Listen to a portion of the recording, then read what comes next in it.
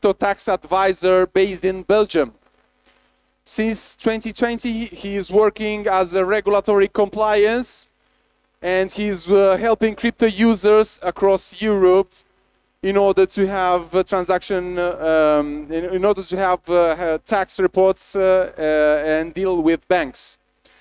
His talks is how to stay bankable in a crypto world. So it's like a bridge between TradeFi and DeFi. All right. Let me put your slides on. Amazing. Come on, let's give a round of applause for Mikhail.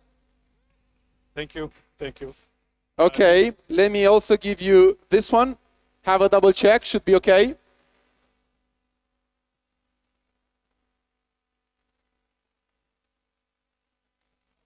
Okay? Okay, working great. That's great. Thanks, Unut, for the nice introduction. As you said, so I'm coming from Belgium, so it will be maybe a bit more difficult for me to talk in Italian. Nevertheless, I hope that you will fully understand. So I founded Compliance, which is a crypto tax and compliance firm. Basically, help crypto investors whenever they have issues with the banks and the tax. And speaking of banks, we will actually abort one of the pain points for many crypto investors, the banks actually. So this is some research that I did over the last 2 days on Reddit regarding how many crypto investors are facing the same issue whenever they want to repatriate their funds. So you can see my bank got blocked. What can I do to avoid the risk of bank account blocking when trading crypto peer-to-peer in Georgia? The bank has blocked my account just because I'm suspected of money laundering. Revolut blocked my crypto. No real reason, no real help. I'm done. So you see, that's an issue that's not limited either to Italy or to Belgium or to Europe. That's something that many crypto investors are facing around the world. On the right, you have also some interviews also that I did, like on one of the national newspaper in Belgium, stating banks closing the doors to the winners of the Bitcoin. So I don't know if some people here already have any issues with their banks when they try to repatriate. So far, no. So far, if you do, you can raise your hands. So that's actually something quite strange when you think about, because if you invest in crypto, unless you did some mining, you had to, at some point, to invest some fiat money. So you did some on-ramp. So this means that at some point a bank was involved in the process. And that's what I tend to call the banking paradox, where you see that 90% of banks are being involved in the crypto transactions, but simultaneously we see 80% of them are refusing crypto clients. So this is the current situation, and it might be also like interesting to get to know why there is such stance from the banks against the crypto investors. So I tried to summarize the reasoning inside the mindset of the bank into 6 points. So first, lack of operational resource. So I was previously working as a compliance officer within financial institutions, and what I can say is like there is a scarcity of compliance officers. So if you want to find like a way or a job, compliance officer is highly paid and it's always on demand around the world. So the compliance officers are actually the guys within the banks, the financial institutions, that make your life complicated. So they are the guy behind the KYC, the AML procedures, all the things that I know many crypto investors prefer to avoid. But that's their job. And as I said, so there is a lack of compliance officers, but you can also imagine how many crypto compliance officers you can find. So that's something even more rare. Secondly, we have regulatory warnings and pressure. The Web3 is something really nice. It's a wonderful ecosystem, but it's also had some bad press. And we know that cases like rug pulls, falling of so many big exchanges, FTX, MTGOX, and many others. So the crypto sphere is kind of tinted by these bad behaviors, bad actors, and this makes the regulators, the national regulators, but as well the European regulators like the ESA, European Supervisory Authority, making many warnings. And these warnings makes the banks also stands at the same, with the same positioning. So of course, if the regulators is not pro-crypto, you won't see any bank being pro-crypto. And why you see UK or the Emirates, UAE being more and more kind of a crypto hub is because they have some regulators that permit this situation. Of course, with the recent innovation, kind of regulatory innovation that we see, like MiCA, market in crypto asset, and others to follow, that's starting to breaking some of the doors, and we see maybe in Germany some banks offering crypto services. So I think over time that's something will change, but still nowadays there is a big warning for banks if they want to onboard crypto clients. Reputational risk and illicit activity concern, as I said, so this is falling right after the regulatory warnings.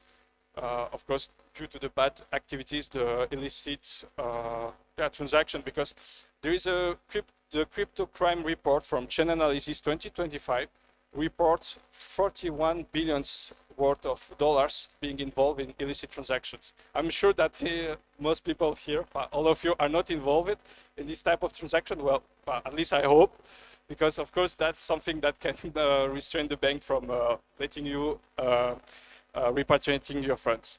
Technical and operation complexity, banks are quite big, old. You have to see them like big mammoths, all kind of. They have really old operational system on which it's quite complicated to innovate, to implement new process. And of course, for crypto transaction, you need to implement such things. Legal uncertainty and regulatory gaps. So as I said, MiCA is bringing some clarity, but the clarity it brings, it's mainly focusing on the license, on the CASPs, on the exchanges level. It's a great step forward, but still there is some space being quite vague, mainly from tax perspective. And tax is something really important. We'll quickly see that later. And finally, high compliance cost. Also falling out of the previous point, if there's a scarcity of compliance officers, they are also quite they are quite costly for a bank to hire, but also the tools.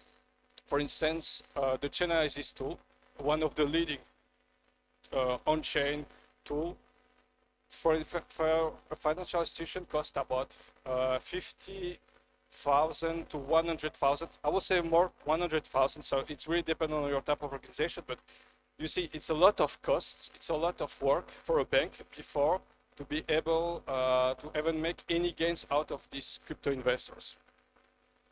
Of course, with all this being said, I don't want to also you to be quite afraid, feeling that okay, the market is doing well. The Ether is pumping. I'm starting to get maybe a crypto millionaire, but what will happen if I could not repatriate my funds? Well, it's still possible, of course. And here I would like to share also some tips to kind of mitigate the risk of being blocked by your bank. So first, use traceable cryptos. You know Monero, you know Zcash. Banks, most of them know them as well. So they don't know in details, but they know that if they see some of this crypto being involved in your crypto portfolio, they might be less reluctant to onboard you. So please restrain. And if you did in the past use some of this crypto, it's not a big issue. We can always explain, but from now, please restrain. Do not also, of course, use mixers. We saw in Holland the recent case involving the developer behind the Tornado Cash protocol. Again, for the banks, using these kind of protocols is like you are willing to hide your transaction, hide something. But the idea behind the Tornado Cash is not necessarily to money launder the funds. It's, as we know also, like in the crypto, it's not fully anonymous. If we can identify one wallet being audited by you, we can target you. So Tornado Cash, these protocols are actually being created for that, to also let the user being less the target of other scammers. So that's something that you can mitigate, but for banks, it's better to not use any kind of mixers. Opt for CASPs. So that's what I said previously on MiCA, the regulation regarding the licensing. Why is it important to opt for CASPs? Well, banks are regulated entities. They deal in a regulated framework. For them, it's super important to deal with other regulated entity that have also the same level of AML procedures, KYC, as I say, QIT, know your transactions. So by opting for, like, for instance, Coinbase, I don't know, Binance, all these kind of regulated entities within the Europe, you can facilitate your repatriation process. Avoid activities via prohibited seed domains, of course. Don't use your crypto to buy some illicit products on the dark web. We can always track that. Actually, with the tools, if the banks has the tools to view your wallet and your transactions on chain, they can easily see what you did with your cryptos. So if you use the mixer, if you use another anonymous coins, or and so. And maybe here the point 5 is quite, I think, the most important actually. It is keep track of all the transactions. Why this is so much important is because from two perspectives. First, of course, the compliance and the tax. But let's keep first on the compliance. For a bank, they must know the full flow of the transactions. So from your first on-ramp, so the fiat that you send on the crypto exchanges, to all the transactions you did on-chain. And if tomorrow something happened to FTX, MTGOX, you lose all your transactions. And then there's a big gap that you need to explain. For some banks, that can be also a no-go if you lost some of the transaction. And from tax perspective, I had so many cases where we lost also the track because the blockchain upgraded and they just removed the past on-chain scanner kind of. So you were not able to retrieve some of the data, or again, some of the exchanges just fall. And then, yeah, it's started to be difficult. And from tax perspective, your gains are also based on the purchase cost, etc. Speaking of that, maybe because the previous talk was talking about NFT, there's also one thing maybe to add. NFTs are also quite specific in terms of, I would say, data management by yourself. So if you invested in a specific protocol, often they create Discord, telegrams where they explain everything. But if the projects crash, they rapidly delete everything. And then there's also a big issue to explain maybe how did you proceed to get that or that NFT. Sometimes because there's some NFT rewards process system. So keep screenshot, maybe I will say every 2 months or every 6 months, please just extract all the CSV, keep it in one folder, and you will save your life for later. Avoid unnecessary complications. By that I mean try to limit also yourself in terms of number of wallets that you create. I had cases where one guy just had 100 hot wallets. So it's also a big mess for yourself to manage the funds, to get to know what you have, where you have it. Same for the crypto exchange, try to limit, because the more you have wallets, the more you have like account, the more you need to explain also. Also, by that, it's also better to avoid having too much transaction, of course. If you have the lower your transaction you have, the easier it will be for the bank to review your case and to accept your fund actually. Maybe something I also wanted to add that's maybe not here, but maybe a bonus for the people here. So I talk about that a bit, but I would like really to emphasize the fact that taxes are super important. It's really not funny, but repatriating funds on which taxes were not paid is tax fraud, and banks have to ensure that if there were taxes that needed to be paid, that they are paid, and they can refuse until it's of course paid. So make sure that your fiscal house is in order.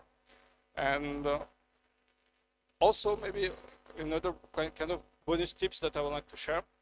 Like sometimes I see people that's saying to me, yeah, so I want to repatriate, so I made a meeting with my banker, and I started to explain that I invested into that protocol. I went with that other staking reward system on which I received that, and I exchanged that token to another. You have to understand that in front of you, it's almost sort of baby. So they don't understand at all, and they can get really easily scary. And to get quickly an understanding of how deep is their knowledge, there's like a story that I had. So it was a time I was searching a bank for a client to get a credit, specific credit to buy a house. So I contacted multiple banks, and I ended up contacting a bank, a Dutch bank. So I explained my client invested in Bitstamp, only Ethers and Bitcoin. Two crypto, simple, everything is on one exchange. That exchange, Bitstamp, is regulated in Luxembourg, fully clean. So yeah, I took the time to explaining everything. And so at the end, the banker told me, okay, so the blockchain is in Luxembourg. So that's how they can see still the crypto and the Web3 ecosystem. And then what? So this is. I hope that you had at least some insightful tips. And if you have any questions or specific case, you can do not hesitate to ask a bit further. Good. Thank you, Mikhail.